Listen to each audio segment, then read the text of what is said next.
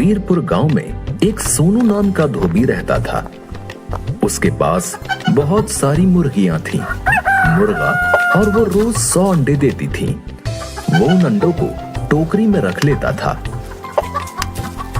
सोनू अपनी पत्नी से बोलता है, सीमा, मैं अंडे बेचने जा रहा हूँ, मुर्गी को दाना डाल देना।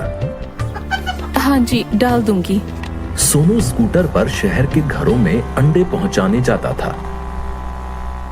सोनू और सीमा दोनों मुर्गियों से बहुत ज्यादा प्यार करते थे, क्योंकि वही मुर्गियां उनके जीवन का आधार थीं। कभी कभी अगर मुर्गियों के अंडे बच जाते तो वो गांव के लोगों में बांट देते। एक दिन सोनू अपने घर फ्रिज खरीद के लाता है। गांव में किसी घर में फ्रिज नहीं था। सोनू मिठाई लेकर अपने पड़ोसी कालू के घर पहुंचता है। लीजिए कालू भैया, मिठाई खाइए। किस बात की मिठाई है? आज मैं फ्रिज खरीद के लाया हूँ। क्या, फ्रिज? ये तो बहुत अच्छी बात है। कालू सोनू से बहुत जलता था। सोनू जब चला जाता है तो कालू अपनी पत्नी से कहता है, इनकी मुर्गियां तो काम वाली बन गई हैं। इनके अंडों से ये अमीर होते जा रहे हैं। एक हमारी गाय है, पूरे दिन में मात्र 5 लीटर दूध देती है।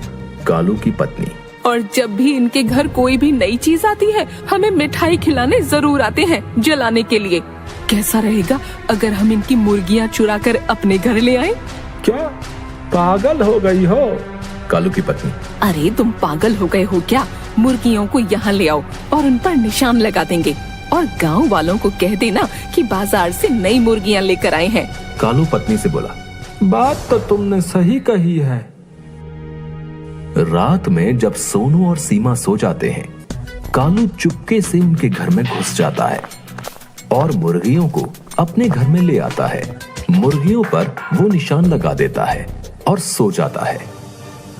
अगले दिन जब सोनू और सीमा सोकर उठते हैं तो वो देखते हैं कि मुर्गियां गायब हैं। है भगवान, ये मुर्गियां कहाँ चली गईं? बेचारे सोनू और सीमा अपने पड़ोसियों पर बिल्कुल भी शक नहीं करते। पूरे गांव में मुर्गियां तलाशते रहते हैं। जब पूरे गांव में मुर्गियां नहीं मिलती तो दोनों जंगल में बैठकर रोने लगते हैं। उस दिन दोनों खाना भी नहीं खाते। सीमा, पता नहीं हमारी मुर्गियां कौन ले गया। तभी सोनू देखता है जंगल में कुछ मुर्गियां घूम रही हैं। सोनू और सीमा दोनों उनके पास जाते हैं। सीमा सोनू से बोलती है, यह तो हमारी मुर्गियां नहीं है। हाँ, ये तो हमारी मुर्गियां नहीं है, लेकिन लगता है भगवान ने इन्हें हमारे लिए भेजा है, वरना ऐसे घने जंगल में किसी को मुर्गियां कैसे मिल जाएंगी। सोनू और सीमा उन मुर्गियों को अपने घर ले आते हैं। अगले दिन सीमा मुर्गियों के अंडे उठाने लगती है। तभी उसे एक सोने का अंडा दिखता है। अरे सुनते हो, देखो मुझे क्या मिला है। क्या? सोने का अंडा? ये मुर्गी ने कैसे दिया? अगले दिन जब मुर्गियां अंडे देती हैं तो उसमें एक और सोने का अंडा दिखता है। लगता है ये मुर्गी रोज एक सोने का अंडा देती है। सोनू और सीमा को रोज एक सोने का अंडा मिलने के कारण वो लोग जल्दी ही अमीर हो गए। वो जल्दी एक बड़ा घर बनवा लेते हैं और गाड़ी भी खरीद लेते हैं।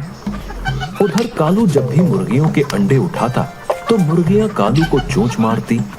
कालू और उसकी पत्नी मुर्गियों को मारते थे और जबरदस्ती अंडे उठाते।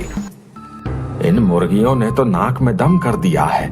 वहाँ इतने प्यार से अंडे उठाने देती थी, और यहाँ ये मुर्गियों ने इतना नाटक करते हैं। कालू की पत्नी, सोनू का तो इतना बड़ा घर बन गया और उन लोगों ने गाड़ी भी खरीद ली। समझ ही नहीं आ रहा उनके पास इतने पैसे कहाँ से आए। कालू रात में सोनू के घर जाकर देखता है और चुपके से सोनू और सीमा की बातें सुनने लगता है। सोनू, आज हम जो भी हैं अपनी इन मुर्गियों के कारण हैं। अगर रोज एक सोने का अंडा ये ना देती तो हम कभी अमीर नहीं हो पाते। कालू, अच्छा, लगता है इनकी मुर्गी के पेट में ढेर सारे सोने के अंडे हैं। सोनू और सोनू की पत्नी सीमा जब सो जाते हैं तो कालू रात में उनके घर में घुस जाता है और उन मुर्गियों को भी अपने घर ले जाता है। कालू सोना पाने के चक्कर में मुर्गियों का पेट चीर देता है। मुर्गियों के पेट में सोना नहीं पाता और मुर्गियां मर जाती हैं। कालू की पत्नी, जल्दी से मुर्गियों को फेंक कर आओ, नहीं तो हम फंस जाएंगे। लेकिन गांव का चौकीदार कालू को रोक लेता है। चौकीदार, अरे ये तो सोनू भाई जी की नई वाली मुर्गियां हैं, तुमने इनको मार डाला। चौकीदार कालू को पकड़कर सोनू के घर ले जाता है। सोनू, कालू, तुमसे तो ये उम्मीद नहीं थी, हम तुम्हें कितना अच्छा समझते थे। सीमा, कहीं हमारी पहले वाली मुर्गियां तुमने तो नहीं चुराई? कालू, मुझे माफ कर दो, आपकी पहले वाली मुर्गियां भी मैंने ही चुराई थी। गांव में पंचायत बुलाई जाती है। पंचायत में कालू और उसकी पत्नी को गांव से बाहर निकालने का फैसला सुनाया जाता है।